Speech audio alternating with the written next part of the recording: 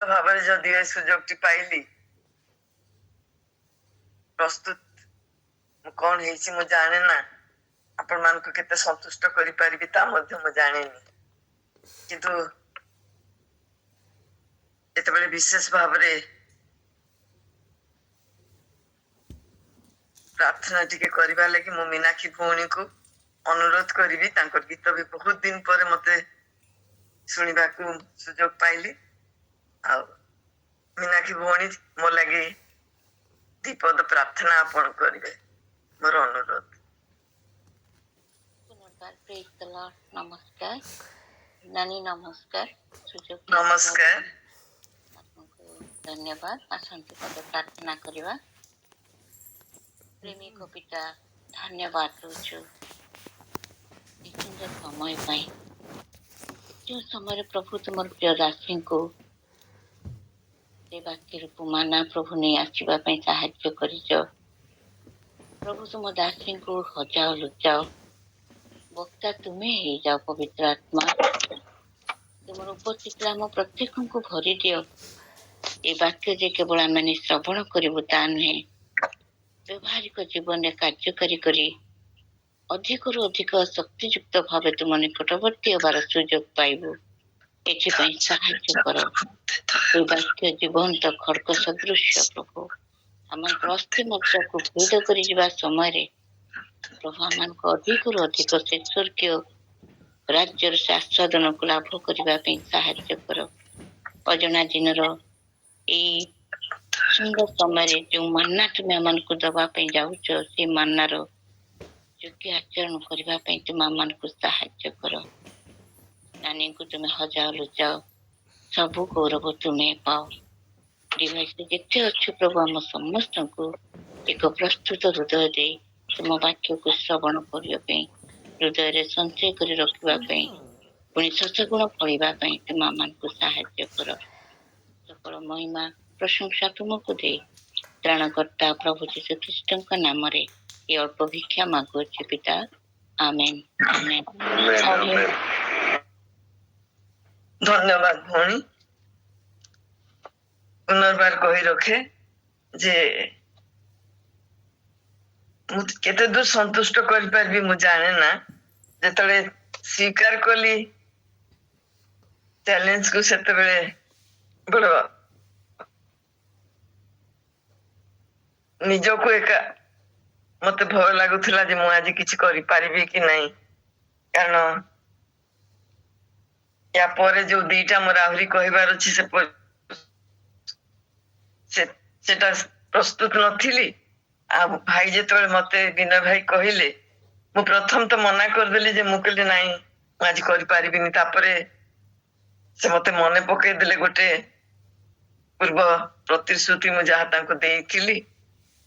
ଆଉ ମତେ ବି ମୁଁ ବୁଝିପାରିଲିନି ପ୍ରଭୁ ଏମିତି ମତେ ହଠାତ୍ ଗୋଟେ ସୁଯୋଗ ଦେଇଛନ୍ତି, ତାକୁ ମୁଁ ଗ୍ରହଣ କରିବା ଉଚିତ କି ନାହିଁ। କିନ୍ତୁ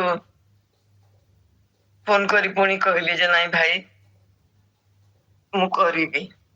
ଆଉ ବର୍ତ୍ତମାନ ଆପଣ ମାନଙ୍କ ସମ୍ମୁଖରେ ମୁଁ ବସିଛି। ଆଉ ପ୍ରଭୁ ମତେ ଅନୁଗ୍ରହ କରନ୍ତୁ, ଯେପରି ମୁଁ ଆପଣ ମାନଙ୍କ ସମ୍ମୁଖରେ ମୋର ବାକ୍ୟ ନୁହେଁ, ପ୍ରଭୁ ଯାହା ମୋ ମୁଖ ଦ୍ୱାରା କହିବାକୁ ଯଦି ଯାହା ଚାହୁଁଛନ୍ତି ତାହା ପ୍ରକାଶ କରନ୍ତୁ। ମୁଁ ଯୋଉ ବିଷୟଟି ନେଇଛି, ଦ୍ୱିତୀୟ ବିବରଣୀ 32 ପର୍ବ, ତାର କେତୋଟି ପଦ ମୁଁ ପଢିବାକୁ ଯାଉଛି।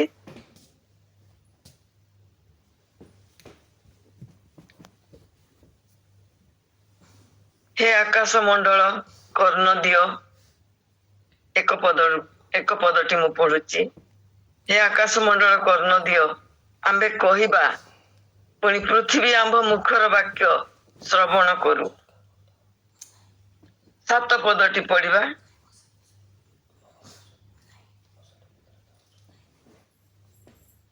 ପୂର୍ବ କାଳର ଦିନ ସବୁ ସ୍ମରଣ କର, ଗତ ପୌରୁଷର ବର୍ଷ ବିବେଚନା କର। ତୁମ୍ଭ ପିତାକୁ ପଚାର, ସେ ତୁମ୍ଭକୁ ଜଣାଇବେ। ତୁମ୍ଭ ପ୍ରାଚୀନ ମାନଙ୍କୁ ପଚାର, ସେମାନେ ତୁମ୍ଭକୁ କହିବେ। ସର୍ବପରିସ୍ଥ ଯେତେବେଳେ ଗୋଷ୍ଠୀ ଲୋକମାନଙ୍କୁ ସେମାନଙ୍କର ଅଧିକାର ଦେଲେ।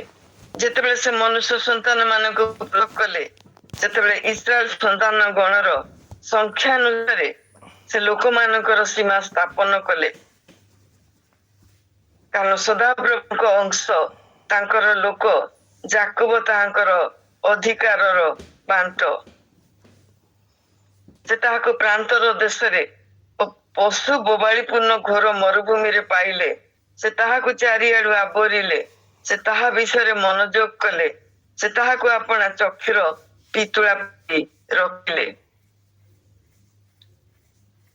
ଯେପରି ଉତ୍କର୍ଷ ପକ୍ଷୀ ଆପଣା ବସାକୁ ଉତ୍ତେଜିତ କରେ, ଛୁଆମାନଙ୍କ ଉପରେ ପକ୍ଷ ଧଡ଼ ଧଡ଼ କରେ, ସେପରି ସେ ଆପଣା ପକ୍ଷ ବିସ୍ତାର କଲେ। ସେ ସେମାନଙ୍କୁ ତୋଳି ନେଲେ। ସେ ଆପଣା ଡେଣାରେ ସେମାନଙ୍କୁ ବୋହିଲେ। ସଦାପ୍ରଭୁ ଏକାକୀ ତାହାକୁ ଗମନ କରାଇଲେ।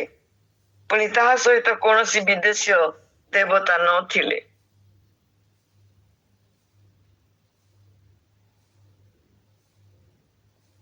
ଛଅ ପଦଟି ମୁଁ ପଢୁଛି। ହେ ମୂଢ ଓ ଅଜ୍ଞାନ ଲୋକେ, ତୁମାନେ କି ସଦାପ୍ରଭୁଙ୍କୁ ଏପରି ପରିଶୋଧ କରୁଅଛ? ସେ କି ତୁମର କ୍ରୟକାରୀ ପିତା ନୁହନ୍ତି? ସେ ତୁମର ସୃଷ୍ଟି ଓ ସ୍ଥିତିକର୍ତ୍ତା ଅଟନ୍ତି। ପ୍ରିୟମାନେ, ଏ ବାକ୍ୟରେ ଆମମାନେ ଦେଖୁ ଯେ ଈଶ୍ୱର ତାଙ୍କ ଲୋକମାନଙ୍କୁ କିପରି ଭାବରେ ରକ୍ଷା କରନ୍ତି।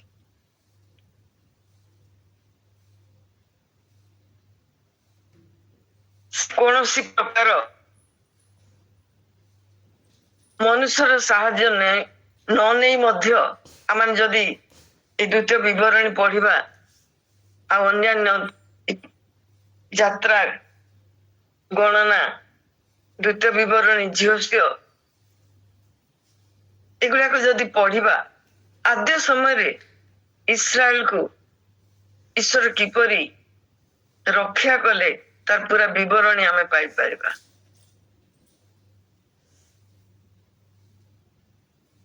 ଇସ୍ରାଏଲ ଯେହେତୁ ତାଙ୍କର ଜ୍ୟେଷ୍ଠ ପୁତ୍ର, ସେ ନିଜେ ସ୍ୱୀକାର କରିଥିଲେ, ଇସ୍ରାଏଲ ଆମ୍ଭର ଜ୍ୟେଷ୍ଠ ପୁତ୍ର।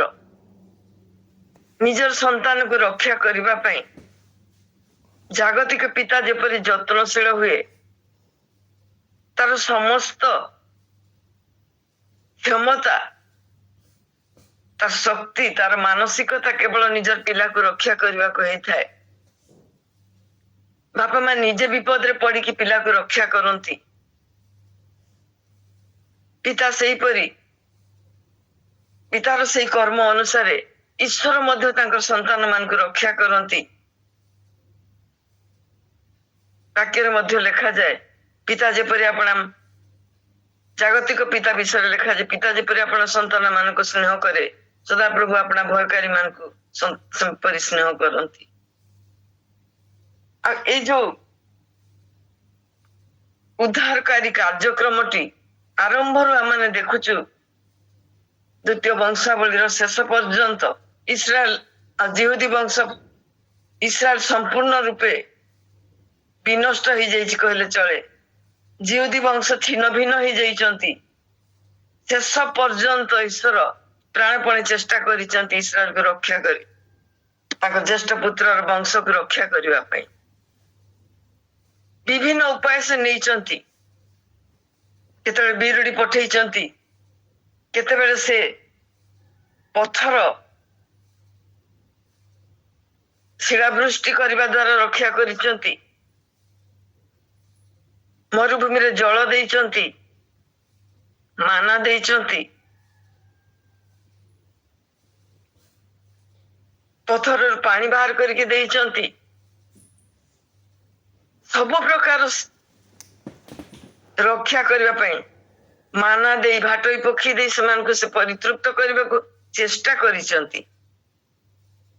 ବହୁତ ଦିନ ତଳେ ମୁଁ ଗୋଟେ ବାକ୍ୟ ଏଠି ଦେଇଥିଲି ଯେ ସେ ମାନାକୁ ଯେତେବେଳେ ଅଧିକ ଦିନ ଖାଇଲା ପରେ ଇସ୍ରାଏଲ ମାନେ ଅସ୍ୱୀକାର କରିଥିଲେ,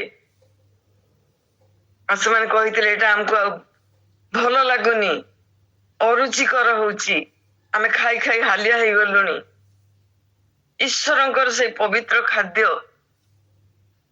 ତାକୁ ମଧ୍ୟ ସେମାନେ ଅଗ୍ରାହ୍ୟ କରିଥିଲେ।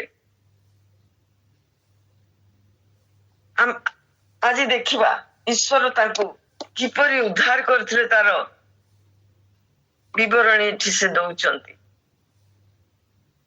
ଆଉ ସେ 11 ପଦରେ ଲେଖାଯାଏ, ଯେପରି ଉତ୍କର୍ଷ ପକ୍ଷୀ ଆପଣା ବସାକୁ ଉତ୍ତେଜିତ କରେ, ଛୁଆ ମାନଙ୍କ ଉପରେ ପକ୍ଷ ଧଡ଼ ଧଡ଼ କରେ, ସେପରି ସେ ଆପଣା ପକ୍ଷ ବିସ୍ତାର କଲେ। ସେ ସେମାନଙ୍କୁ ତୋଳି ନେଲେ, ସେ ଆପଣା ଡେଣାରେ ସେମାନଙ୍କୁ ବହିଲେ।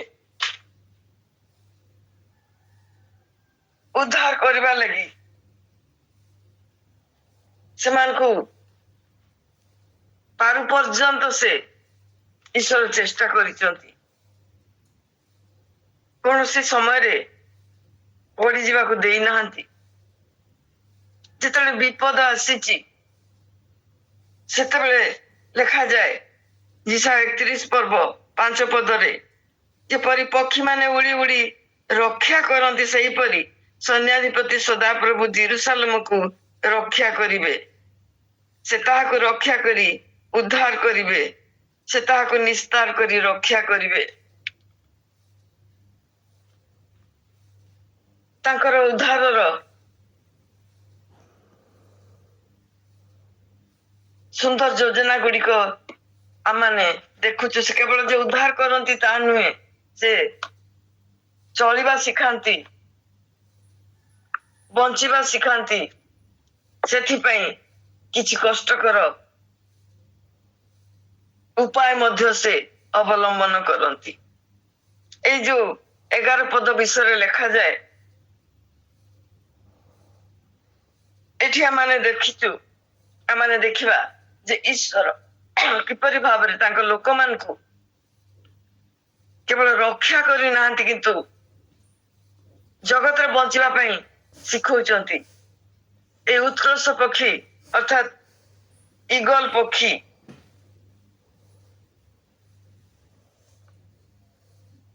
ଇଏ ଗୋଟିଏ ଶକ୍ତିଶାଳୀ ପକ୍ଷୀ। ଏ ପକ୍ଷୀ କେବେ ମଧ୍ୟ ଦଳଗତ ଭାବରେ ରହେନି କିମ୍ବା ଅନ୍ୟ ପକ୍ଷୀ ମାନଙ୍କ ସହିତ ମିଳିମିଶି ସେ ରହେନି। ଗୋଟେ ଗଛରେ, ଗୋଟେ ବଡ ବିରାଟ ବର ଗଛରେ ଆମେ ଯଦି ଦେଖୁ ଅନେକ ପକ୍ଷୀ ରହିଥାନ୍ତି।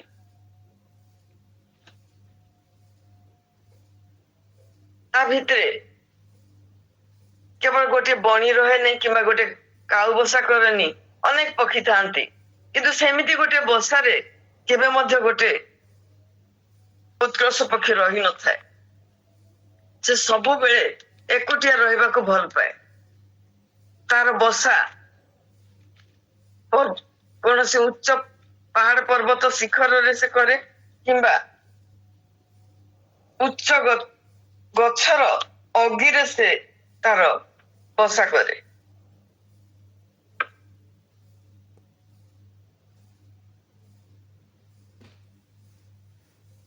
ତା ବସାଟିକୁ ସେ କରେ ପ୍ରଥମ ଯେତେବେଳେ ତାର ଅଣ୍ଡା ଦେବାର ସମୟ ହୁଏ, ଯେ ବସାଟି ସେ ବନାଏ ତା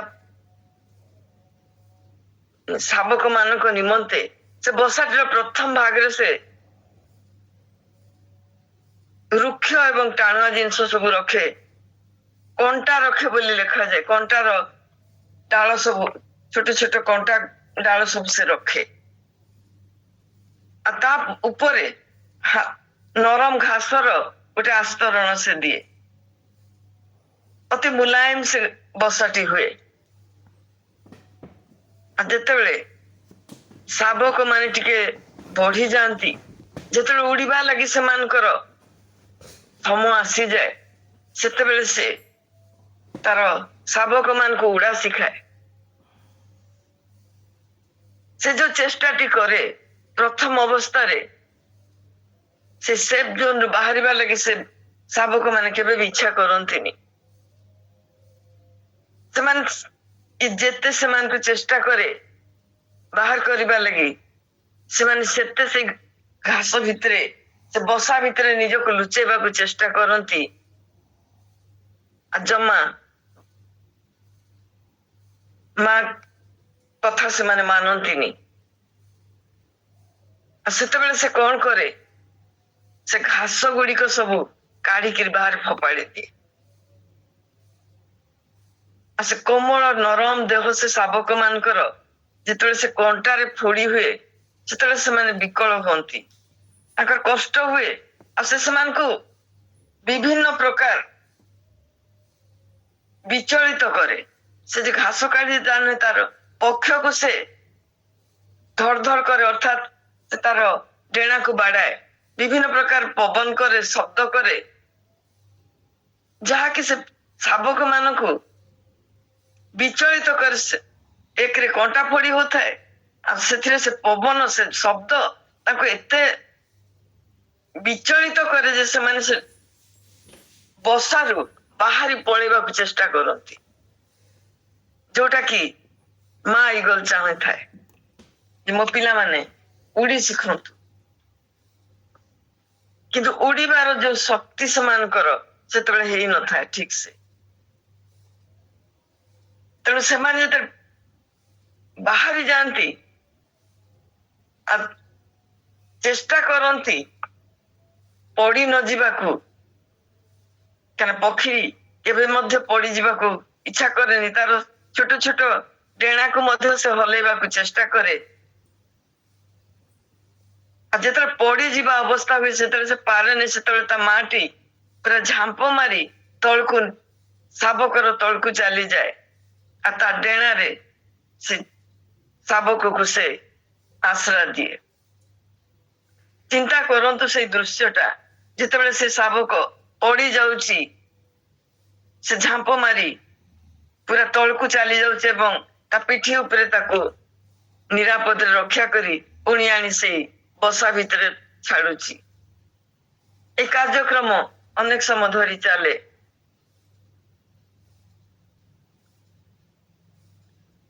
ସେ ତାଙ୍କୁ ନେଇ ସେ ବସାକୁ ଲେଖାଯାଏ, ସେଇ 32 ପର୍ବ 11 ପଦରେ ସେ ବସାକୁ ଉତ୍ତେଜିତ କରେ, ଛୁଆ ମାନଙ୍କ ଉପରେ ପକ୍ଷ ଧଡ ଧଡ କରେ। ଏଇ ଦୁଇଟା କାର୍ଯ୍ୟ ହେତୁ ଶାବକ ମାନେ ବାହାରି ଆସିବା ଲାଗି ବାଧ୍ୟ ହୁଅନ୍ତି। ଆଉ ଯେତେବେଳେ ସେମାନେ ଖଣ୍ଡି ଉଡା ଦଉ ଦଉ, ଯଦି କେହି ଠିକରେ ଉଡିଲା ତ ଠିକ ଅଛି, କିନ୍ତୁ ଯଦି ସେ ଖଣ୍ଡି ଉଡିଲା ଦେଲା ବେଳକୁ ଟଳମଳ ହୁଏ, ଠିକ ସେ ଉଡି ପାରେନି, ସେତେବେଳେ ସେ କଣ କରେ, ଆପଣା ପକ୍ଷ ବିସ୍ତାର କରେ, ସେ ସେମାନଙ୍କୁ ତୋଳି ନିଏ, ସେ ସେମାନଙ୍କୁ ଡେଣାରେ ବୋହି ନିଏ। ମୁଁ ଏ ବିଷୟରେ ପ୍ରଥମ ବୁଝିପାରି ନଥିଲି, ଯେତେବେଳେ ବହୁତ ଦିନ ତଳେ ପଢିଥିଲି।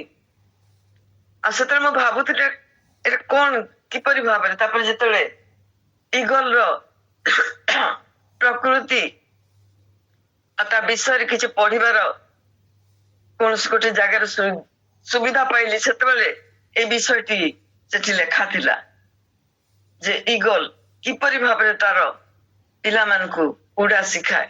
କାରଣ ସେ ଯଦି ଗୋଟେ ଅତି ଉଚ୍ଚ ଗଛର ଅଗରେ ବସା ବାନ୍ଧିଥାଏ, ଚିନ୍ତା କରନ୍ତୁ ସେ ଉପରୁ ଶାବକଟି ଯଦି ପଡିଯାଏ ତା ଅବସ୍ଥା କଣ ହବ। ପାହାଡ ପର୍ବତର ଶିଖର ଦେଶରେ ଯେତେବେଳେ ସେ ଛୁଆଟି ବସାରୁ ବାହାରି ପଡେ, ସେତେ ଉପରୁ ପଡିଲେ ସେ ଛୁଆଟିର ଅବସ୍ଥା କଣ ହବ। ଆଉ ସେଇ ଜାଗାରେ ମାଟି ସତର୍କ ରହିଥାଏ ଉଦ୍ଧାର କରିବା ପାଇଁ। ସେ ବିପଦରେ ପକେଇବାକୁ ସେମାନଙ୍କୁ ବସାରୁ ପେଲି ଦିଏ, ଆଉ ରକ୍ଷା କରିବାକୁ ମଧ୍ୟ ତାର ଚଉଡା ପିଠି ଆଉ ସେଇ ବିରାଟ ଡେଣା ଗୁଡିକ ସାହାଯ୍ୟ କରନ୍ତି।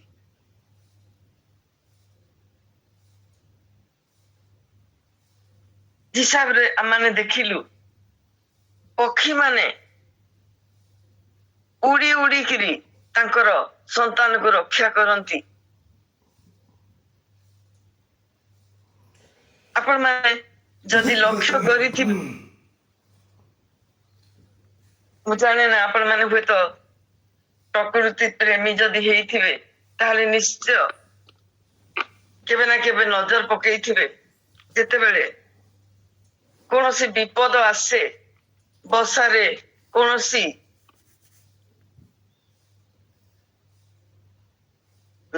ବାହ୍ୟ ଶତ୍ରୁ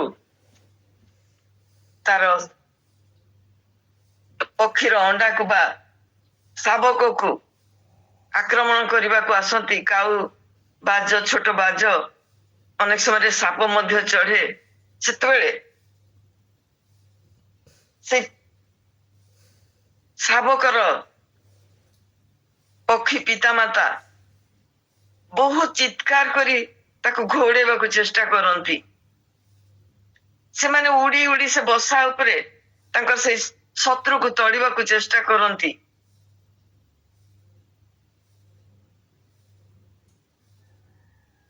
ମୁଁ ଅନେକ ଥର ଲକ୍ଷ୍ୟ କରିଛି, ଆମର ଘରେ ଚାରିଆଡେ ବହୁତ ଗଛ ଥିଲା।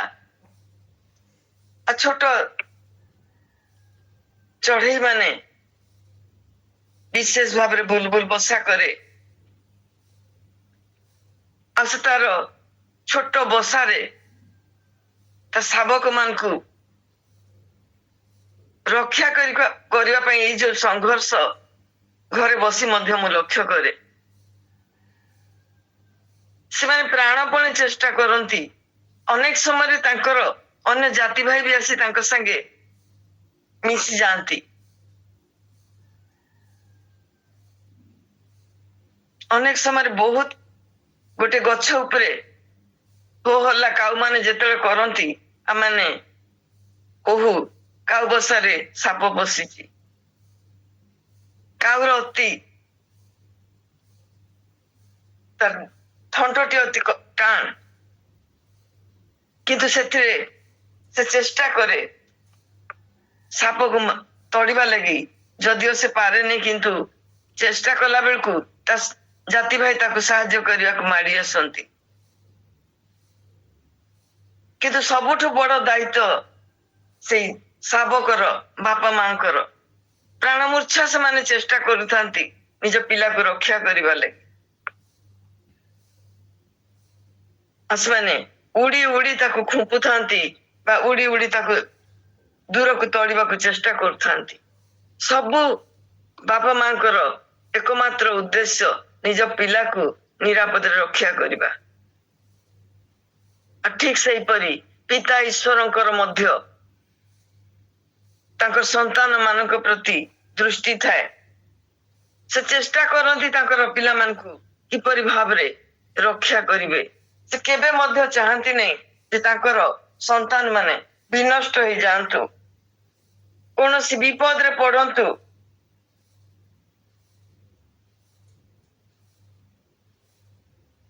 ସେଥିପାଇଁ ଯାତ୍ରା 19 ପର୍ବ 4 ପଦରେ ଲେଖାଯାଏ, ଆମ୍ଭେ ମିଶ୍ରୀୟ ମାନଙ୍କ ପ୍ରତି ଯାହା କଲୁ ଓ ତୁମାନଙ୍କୁ କି ରୂପେ ଉତ୍କର୍ଷ ପକ୍ଷୀର ପକ୍ଷରେ ବହି ଆପଣା ନିକଟକୁ ଆଣିଲୁ, ତାହା ତୁମାନେ ଦେଖିଅଛ।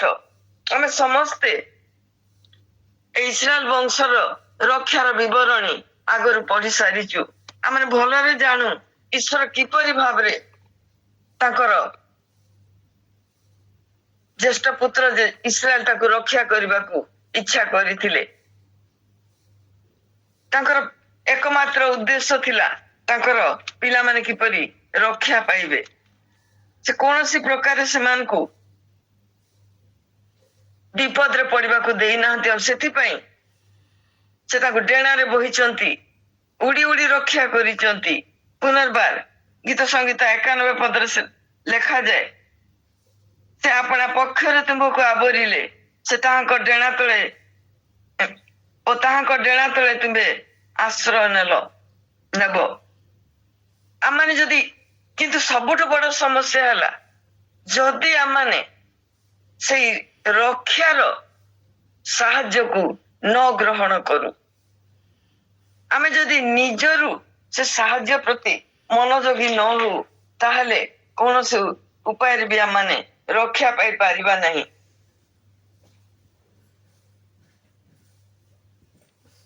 ଏଠି ଇସ୍ରାଏଲ ପାଇଁ ଈଶ୍ୱର ବହୁତ ଚେଷ୍ଟା କଲେ କିପରି ଭାବରେ ସେମାନେ ରକ୍ଷା ପାଇବେ। ସେ ଇଗଲ ପକ୍ଷୀ ଅର୍ଥାତ୍ ସେ ଉତ୍କର୍ଷ ପକ୍ଷୀର ଉଦାହରଣ ଦେଲେ, ସେ ଯାହା ଦେଇଛନ୍ତି ସେଇ ଅନୁସାରେ ସେ କାର୍ଯ୍ୟ କଲେ। ମେଘସ୍ତମ୍ଭ ଦେଲେ, ଅଗ୍ନିସ୍ତମ୍ଭ ଦେଲେ, ଯାହା ଯୋଉ ବିଷୟ ଗୁଡିକ ବ୍ୟବହାର କଲେ ଇସ୍ରାଏଲ ରକ୍ଷା ପାଇବ, ସେଇ ସବୁ ସେ କରିବା ପାଇଁ ଯତ୍ନବାନ ହେଲେ। କିନ୍ତୁ ଲେଖାଯାଏ ଇସ୍ରାଏଲ ତାଙ୍କର ସେଇ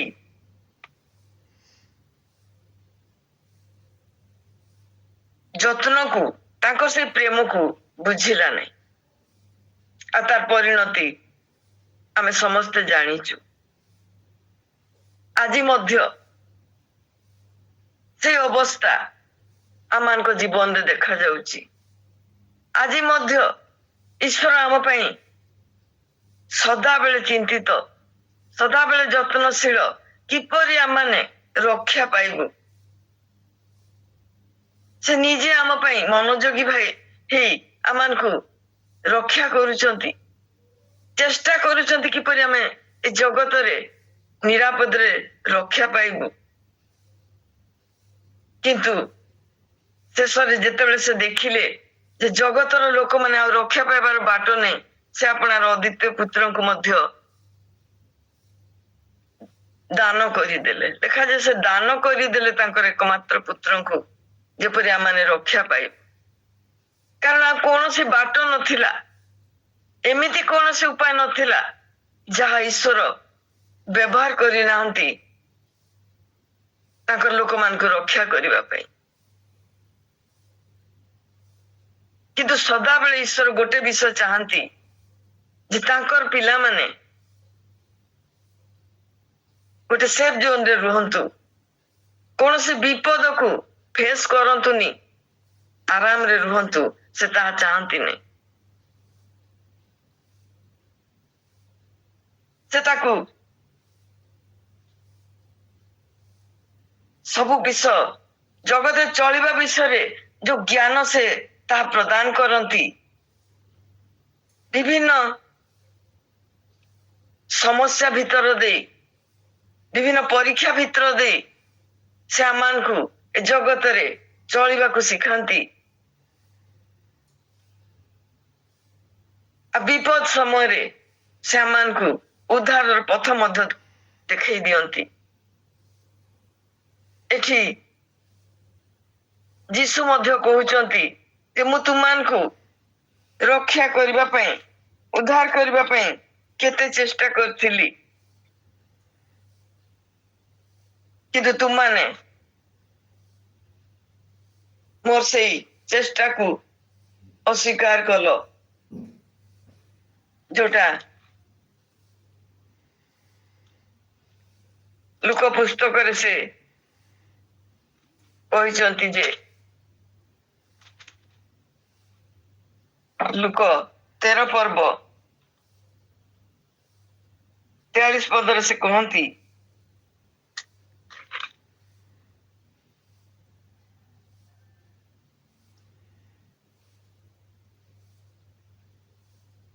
ଯୋଉଠି ସେ ଜିହୁଦା ବଂଶକୁ ରକ୍ଷା କରିବାକୁ ଚାହୁଁଛନ୍ତି, ତାରି ମଧ୍ୟରେ ସେ ଆମକୁ ମଧ୍ୟ ଏ ବିଷୟଟି ଶିକ୍ଷା ଦଉଛନ୍ତି।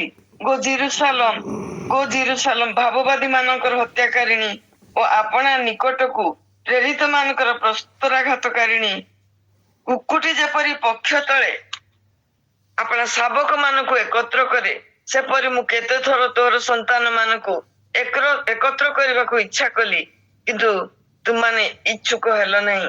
ଏଇଟା ରକ୍ଷାର ଆହୁରି ଗୋଟେ ବାଟ ଯାହା ଯୀଶୁ ତାଙ୍କ ସମୟରେ କହୁଛନ୍ତି। ଈଶ୍ୱରଙ୍କ ସମୟରେ ଈଶ୍ୱର ଉତ୍କର୍ଷ ପକ୍ଷୀର ଉଦାହରଣ ଦେଇଛନ୍ତି ଯେ ସେ କିପରି ଉଡି ଉଡି ରକ୍ଷା କରନ୍ତି, ସେ କିପରି ତାଙ୍କର ଶାବକ ମାନଙ୍କୁ ଉଡେଇ ଶିଖାନ୍ତି, କିପରି ସେ ତାଙ୍କର ସବୁ ପ୍ରକାରେ ତାଙ୍କ ପିଲାମାନଙ୍କୁ ଜଗତରେ ବଞ୍ଚିବାର ଶିକ୍ଷା ଦିଅନ୍ତି। ଆଉ ଏଠାରେ ଯୀଶୁ କହୁଛନ୍ତି ଆଉ ଗୋଟେ ଉଦାହରଣ, ଏଇଟା ତ ଅତି କମନ ଉଦାହରଣ, आपण ମାନେ ସମସ୍ତେ ସାନ ବେଳେ ଅଧିକାଂଶ ଲୋକ ଦେଖିଥିବେ, ଆଜିକାଲିର ପିଲାମାନେ ହୁଏତ ଦେଖିଥିବେ କି ନାହିଁ ମୁଁ ଜାଣେ ନାହିଁ, କିନ୍ତୁ ପୂର୍ବ କାଳରେ ଆମମାନେ ଘରେ ଘରେ ସବୁ କୁକୁଡ଼ା ଥିଲା। ଆଉ ସେ ଛୋଟ ଛୋଟ ଶାବକକୁ ନେଇକିରି ଯୋଉ କୁକୁଡ଼ାଟି ବୁଲୁଥାଏ, ହଠାତ୍ ସେ ଗୋଟେ ବିକଟ ଚିତ୍କାର କରେ। ଆଉ ସେ ଚିତ୍କାରର ଶବ୍ଦ ଶୁଣିଲା କ୍ଷଣି ତାର ଯେତେ ଶାବକ ତାଠୁ ଦୂରକୁ ଯାଇ ଖାଦ୍ୟ ଖୁଣ୍ଟୁଥାନ୍ତି, ସେମାନେ ଏକଦମ ପ୍ରବଳ ବେଗରେ ଆସି ତା ଡେଣା ତଳେ ପଶିଯାଆନ୍ତି। ସମସ୍ତ ସେ ଛୁଆ ମାନେ ଆସି, ଯେତେ ଛୁଆ ଥାନ୍ତି ସବୁ ଆସି ତା ଡେଣା ତଳେ ପଶିଯାଆନ୍ତି। ସେ ଚିତ୍କାର ଶୁଣି, ସେ ଚିତ୍କାର ସେ କାହିଁକି କରେ? କାରଣ ସେ ଦେଖେ କାଉ ବା ଚିଲ ଗୋଟେ ପାଖକୁ ମାଡି ଆସିଲାଣି, ବିଲେଇଟିଏ କୁକୁରଟିଏ ମାଡି ଆସୁଛି, ଛୁଆ ମାନେ ଅସୁରକ୍ଷିତ, ସେମାନଙ୍କୁ ସତର୍କ କରିଦିଏ ଯେ ଆସ ମୋ ଡେଣା ତଳେ ଆଶ୍ରୟ ନିଅ। ଆସ ସେ ଚିତ୍କାରକୁ ସେ ଛୋଟ ଛୋଟ ଶାବକ ମାନେ ଖୁବ ଭଲରେ ଚିହ୍ନିଥାନ୍ତି। ଆଉ ସେମାନେ ଦୌଡ଼ି ଆସିକି ତାର ଡେଣା ତଳେ ପଶିଯାଆନ୍ତି। ଆଉ ସେତେବେଳେ ସେ କୁକୁଡ଼ାଟି ତାର ଡେଣାକୁ ଫୁଲେଇ ଦିଏ ଆଉ ସମସ୍ତଙ୍କୁ ତା ଡେଣା ଭିତରେ ସେ ଆଶ୍ରୟ ଦିଏ। ଯୋଉ ଶାବକଟି ତାର ସେ ଚିତ୍କାରକୁ ଅବହେଳା କରେ, ଶୁଣେ ନାହିଁ, ସେ ଗୋଟିକ ସେଦିନ ବିନଷ୍ଟ ହୁଏ। ଯୀଶୁ କହୁଛନ୍ତି ମୁଁ ତୁମମାନଙ୍କୁ ରକ୍ଷା କରିବାକୁ ଚେଷ୍ଟା କରୁଛି, ମୋ ଡେଣା ତଳେ, ମୋ ପକ୍ଷ ତଳେ ମୁଁ ତୁମକୁ ଆବରିବାକୁ ଚେଷ୍ଟା କରୁଛି, କିନ୍ତୁ ତୁମେ ତା ଭିତରେ ପ୍ରବେଶ କରିବାକୁ ରାଜି ହଉନ। ଆମମାନେ ଆଜିର ଜଗତରେ ଏ ବିଷୟଟି ଆମମାନେ ଲକ୍ଷ୍ୟ କରିବା। ଆମମାନେ ଅନେକ ବାକ୍ୟ ଶୁଣୁଛୁ, ଆମମାନଙ୍କୁ ବାକ୍ୟ ମଧ୍ୟ ଦେଇ ସତର୍କ କରି ଦିଆଯାଉଛି ଯେ ଶୈତାନ ଝାମ୍ପ ମାରିବାକୁ ସଦାବେଳେ ପ୍ରସ୍ତୁତ ଅଛି। ସେ କେତେବେଳେ କାହାକୁ ବିନଷ୍ଟ କରିବା ପାଇଁ ଆକ୍ରମଣ କରିବ ଏବଂ ତା ଦଳରେ ବା ତାର ଆକ୍ଟରକୁ ନେଇଯିବ, ତାର କୌଣସି ରକ୍ଷାର ବାଟ ମୋର ପିଲାମାନେ ତୁମ ପାଖରେ ନାହିଁ। ତୁମେ ମୋ ପାଖକୁ ଆସ, ମୋର ବାକ୍ୟ ଶୁଣ, ମୋର ଆଦେଶ ପାଳନ କର, ମୁଁ ତମକୁ ଯାହା ଯାହା କହୁଛି ତାହା ଶୁଣ, ମୋ ପାଖରେ ରୁହ, ମୋ ଡେଣା ପାଖରେ ରୁହ। ମୋର ଯେମିତି କୁକୁଡ଼ାର ପାଖେ ପାଖେ ଥିବା ଶାବକ ମାନେ ତା ଡାକ ଶୁଣି ସଙ୍ଗେ ସଙ୍ଗେ ଆସି ତାର ସୁରକ୍ଷାର ଡେଣା ତଳେ ପଶିଯାଆନ୍ତି, ଆମମାନଙ୍କୁ ସେହିପରି ଯୀଶୁଙ୍କର ଅତି ନିକଟରେ ରହିବାକୁ ପଡିବ। ଯଦି ଆମେ ତାଙ୍କ ନିକଟରେ ରହିପାରିବୁ, ସେ ଆମକୁ ରକ୍ଷା କରିବାକୁ ସକ୍ଷମ। କିନ୍ତୁ ଆମେ ଯଦି ଅବାଟରେ ଚାଲିଯିବୁ, ଆମେ ଯଦି ସେ ଡାକକୁ ଅବହେଳା କରିବୁ, ସେ ଡାକର ଏତେ ଦୂରକୁ ଚାଲିଯିବୁ ଯେ ଯୀଶୁଙ୍କ ପାଖକୁ ଆସିବା ଲାଗି ଆମମାନଙ୍କର ସମୟ ମଧ୍ୟ ହବ ନାହିଁ, କିମ୍ବା ଶୁଣି ମଧ୍ୟ ନ ଶୁଣିଲା ପରି ରହିବୁ, ତାହେଲେ ସେ ଆମକୁ ରକ୍ଷା କରିବେନି। ସେ ସଦା ପ୍ରସ୍ତୁତ ଅଛନ୍ତି ତାଙ୍କର ଡେଣା ତଳେ ଆମମାନଙ୍କୁ ଆଶ୍ରୟ ଦେବା ନିମନ୍ତେ। ଆମେ ଆସିବୁ ଆଉ ସେ ଆମମାନଙ୍କୁ ଅଗ୍ରାହ୍ୟ କରି ତଳି ଦେବେ, କେବେ ବି ନୁହେଁ। ସେ ଆମକୁ ପର୍ଯ୍ୟନ୍ତ ଚେଷ୍ଟା କରନ୍ତି। ସେ ଦେଖନ୍ତି ଯେତେବେଳେ ଆମ ପ୍ରତି ବିପଦ ଆସୁଛି, ସେ ସତର୍କ କରାନ୍ତି, ବିଭିନ୍ନ ଉପାୟରେ ଆମମାନଙ୍କୁ ସେ ଜଣେଇ ଦିଅନ୍ତି, ଝିଅରେ ପୁଅରେ ତୁ ଜାଗ୍ରତ ହ,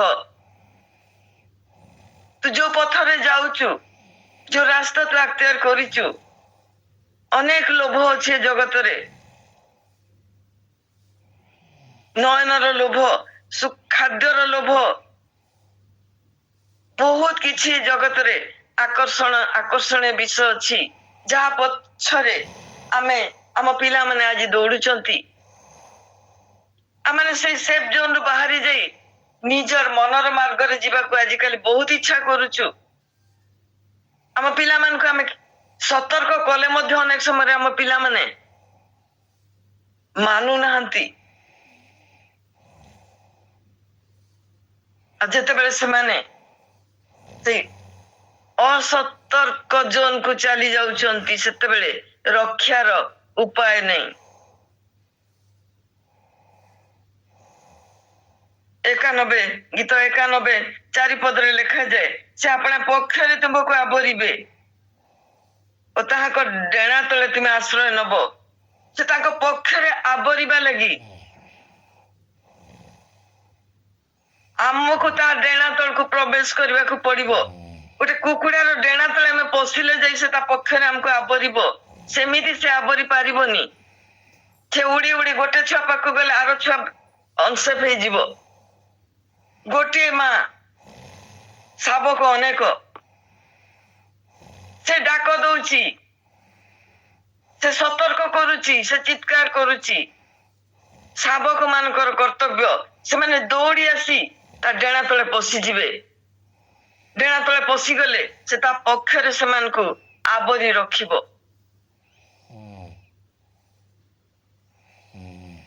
ଆମମାନଙ୍କୁ ସତର୍କ କରି ଦିଆଯାଉଛି ଯେ ତୁମାନେ ଜାଗ୍ରତ ହୁଅ। ଏ ଜଗତର ମାୟା ମୋହ ଏହାର ଆକର୍ଷଣରେ ତୁମାନେ ହଜି ଯାଅ ନାହିଁ। ଏ ଜଗତ ତୁମାନଙ୍କୁ କୌଣସି ପ୍ରକାର ନିରାପତ୍ତା ଦେଇପାରିବ ନାହିଁ। ଏ ଜଗତରେ କୌଣସି ଉତ୍ତମ ବିଷୟ ନାହିଁ। କେବଳ ଯୀଶୁଙ୍କର ପରିଧି ମଧ୍ୟରେ ଯୀଶୁଙ୍କର ଯୋଉ ସେଫ୍ ଜୋନ୍ ତା ଭିତରେ ଯଦି ଆମେ ରହୁଛୁ, କେବଳ ଆମେ ସେଇଥିରେ ରକ୍ଷା ପାଇପାରିବା।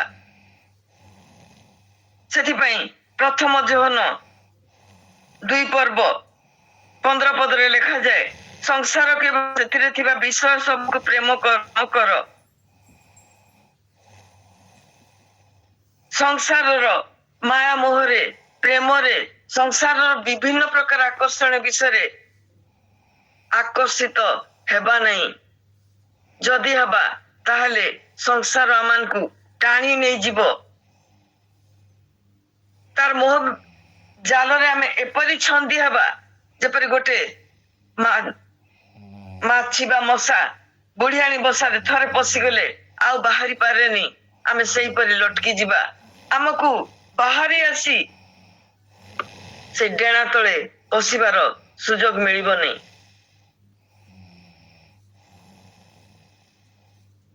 ଆମେ ଜଗତରେ ବଞ୍ଚିଛୁ, ଜଗତରେ ଆମକୁ ରହିବାକୁ ପଡୁଛି।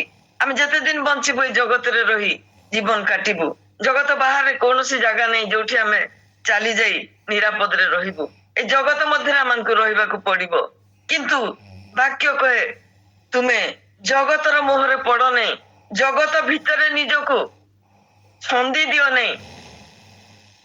ତୁମେ ସଦାବେଳେ ଯୀଶୁଙ୍କର ସେଇ ଡାକରା ଶୁଣିବାର ପରିଧି ଭିତରେ ରୁହ। ଯୋଉଠି ରହିଲେ ତୁମେ ଡାକ ଶୁଣି ପାରିବ ଆଉ ଦୌଡ଼ି ଆସି ତାଙ୍କର ଡେଣା ତଳେ ପଶି ଯାଇ ପାରିବ। ଥରେ ଯଦି ଆମେ ସେ ଡେଣା ତଳେ ପଶି ଯାଇ ପାରିବା, ତାହେଲେ ସେ ଯୋଉ ପକ୍ଷର କ୍ଷେର ମଧ୍ୟରେ ସେ ଆମକୁ ଆବରି ରଖିବେ। ତାଙ୍କ ଡେଣା ତଳେ ଥରେ ଆମେ ଯଦି କୁକୁଡ଼ାର ଡେଣା ତଳେ ଶାବକ ପଶିଗଲେ ସେ ତାର ପକ୍ଷରେ ତାକୁ ଆବରି ରଖେ। ତା ଭିତରୁ ବାହାର କରିକିରି ଚିଲ କାଉ ନେଇଯିବାର ସୁଯୋଗ ପାଆନ୍ତିନି। କିନ୍ତୁ ଯିଏ ବାହାରେ ଥାଏ ସେ ବିନଷ୍ଟ ହୁଏ। ପ୍ରିୟମାନେ, ଆମମାନଙ୍କୁ ସେଇ ବିଷୟଟି ମନେ ରଖିବାକୁ ପଡିବ। ଈଶ୍ୱର ଚାହାନ୍ତି ତାଙ୍କ ପିଲାମାନେ ଉଡି ଶିଖନ୍ତୁ, ବୁଲି ଶିଖନ୍ତୁ, ଜଗତରେ ରହିବା ଶିଖନ୍ତୁ, ସବୁ ବିଷୟରେ ସେମାନେ ପରଫେକ୍ଟ ହୁଅନ୍ତୁ। କିନ୍ତୁ ଆଉ ସେଟା କରିବା ଲାଗି ସେ ନିଜେ ସେମାନଙ୍କୁ ଚାଳନା ଦିଅନ୍ତି, ଶିକ୍ଷା ଦିଅନ୍ତି।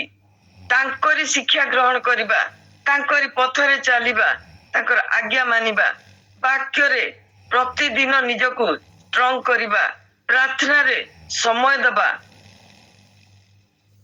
ତାହେଲେ ତାଙ୍କର ସେଇ ସେଫ୍ ଜୋନରେ ଆମେ ରହିପାରିବା। ସେ ଡେଣା ପାଖରେ ରହିପାରିବା ଆଉ ଡେଣା ତଳେ ସୁରକ୍ଷା ଆମମାନେ ପାଇପାରିବା। କିଛି ନହେଲେ ବି ସେ ଆମ ପାଖରେ ଥିଲେ, ସେ ପକ୍ଷୀ ଯେପରି ଉଡି ଉଡି ନିଜ ଶାବକ ମାନଙ୍କୁ ରକ୍ଷା କରେ ଶତ୍ରୁ ହାତରୁ, ତାଙ୍କର ପ୍ରଭାବରେ, ତାଙ୍କର ସୁରକ୍ଷାର घेर मध्य से आम को उद्धार करिवे रक्षा करिवे किंतु सबुठ बड़ विषय आमे तांकर पाखरे रहिबा तांकर निकटरे रहिबा आ तांकर सुरक्षा बल भितरे रही आमाने जगत रे बास करिबा ताहले जगतर सबु किछि विपद को आमाने प्रतिहत करि पारिबा जगतर सब समस्या को आमाने जय करि पारिबा जगत आमर क्षति करि पारिबनी कारण ईश्वरंकर से सुरक्षार बेढ़ा मध्यरे रहिबा किंतु जगत रे अछु जगत सहित हमको रहिबा को पड़िबो किंतु सेफ जोन रे रही जीशुंकर से टेणा पाखरे रही तांकर निरापत्तार बा तांकर आमको रक्षा करिवार जो जोन टी अछि बा परिधि टी अछि से भितरे आमे रहिबा ताहेले जगत रे मध्य माने निरापद रे रही पारिबा प्रभु आमान को अनुग्रह करंतु मु किछि अधिक समय नै जाईछि भाई मते क्षमा करिवे प्रभु आम समस्त को आशीर्वाद करंतु तांकर प्रकृत शिक्षा ग्रहण करबा को से आमान को सहायता करंतु आमेन प्रेज द लॉर्ड प्रभु को महान नाम को धन्यवाद दिए आज प्रभु आज आश्चर्य भाव में आम प्रत्येक को सकाल समय कथा कहते काकी को विषय मु जाने काकी जब सकाळे कहते प्रथम रे जो मत कहगला मु प्रस्तुत हो पारि कि नहीं कहती मु जाने जे काकी सप्ताह भितर दुईटी मात्र मेसेज प्रिपेयर कर पारती आ से सबू मेसेज पाए बहुत परिश्रम करथांती प्रार्थना करथांती चिंता करथांती बारंबार पढ़ी था बारंबार बारंबार किपरि ता कार्य करिवो चिंता करथांती प्रभु के नाम बहुत धन्यवाद दिए आज काकी आमर ख्रीष्टरे भौणी मनमोहन जेम्स बहुत आश्चर्य भाव आम प्रत्येक को सचेतन कर देछंती सुंदर भाव द्वितीय विवरण प्रथम पद से 32 पर्वर पुणी 7 ରୁ 12 नेले पुणी तापर 6 पद को गले शेष 11 पद से हम को सचेतन करने को चेष्टा कले कारण किपरि आश्चर्य भाव से उत्कृष्ट पक्षी विषय कहले उत्कृष्ट रूपी किपरि तार पिला मन को सब रक्षा करे ईश्वर सब चाहती लोक मान को रक्षा करे आज प्रभु जीशु चाहती आम मैंने समस्त किपरि रक्षा पाए प्रभु चाहती आम मैंने केवल शुणुनी कथा वाक्य को शुणा नुहे आम सचेतन हवा जो काकी कहते यात्रा से 19:4 ने कि कुकुटी किपरि तार छुआ मान को रक्षा करे उत्कृष्ट पक्षी किपरि तार पिला मान को शिखाए से सब चाहेनी जे पिला माने एमती धीरे धीरे बढ़ी जातु बोली से चाहे से भिन्न भिन्न अवस्था दे जाऊ कंटक मध्य थी भिन्न भिन्न कष्ट पाऊ आउ से शिखु जगत रे चलवा शिखु जगत रे उड़वा आज आम ईश्वर मध्य से चाहती आम जगतर सबू कष्टकर अवस्था दे समस्त समस्या दे आम शिखु और से वाक्य प्रति मनोयोगी हो विशेष जो माने मनोयोगी हुआ से माने सेफ जोन रुहती खाली शुणा ना आम मनोयोगी होगा और सब से सेफ जोन रहा चेष्टा कर कारण प्रभु आम को सब रक्षा करने को इच्छा करता ईश्वर आम रक्षाकर्ता परमेश्वर से गीत 91:4 जपरी प्रभु कहले सेपरी आज प्रतिदिन आम को कथा कहते आम जो निज जीवन को झांकी के देखू प्रभु किपरि दीर्घ दिन है प्रतिदिन प्रतिदिन आम को रक्षा करता चाहती आम सब से पक्ष तले रही था से आम को आबरी धरने को सब अपेक्षा करता चेष्टा करता कारण कौन पिता पिला मान को नष्ट होगा देवे ना देवा चाहती भी ना आज प्रभु भौणी के द्वारा कथा कहले आम मैंने सचेतन हवा आम मैंने मनोयोगी हवा जहाँफल आम रक्षा पाइबा प्रभु यही वाक्य आम प्रत्येक को आशीर्वाद करंतु आमेन।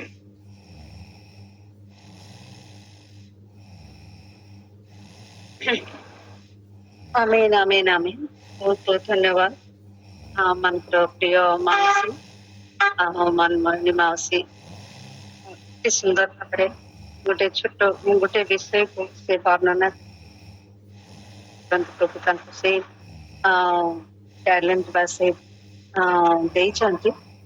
ଆଜି ଆମେ ସମସ୍ତେ ହିଁ ଆଶୀର୍ବାଦ ଦ୍ୱାରା ପ୍ରଭୁ ଗୌରବ ପାଆନ୍ତୁ।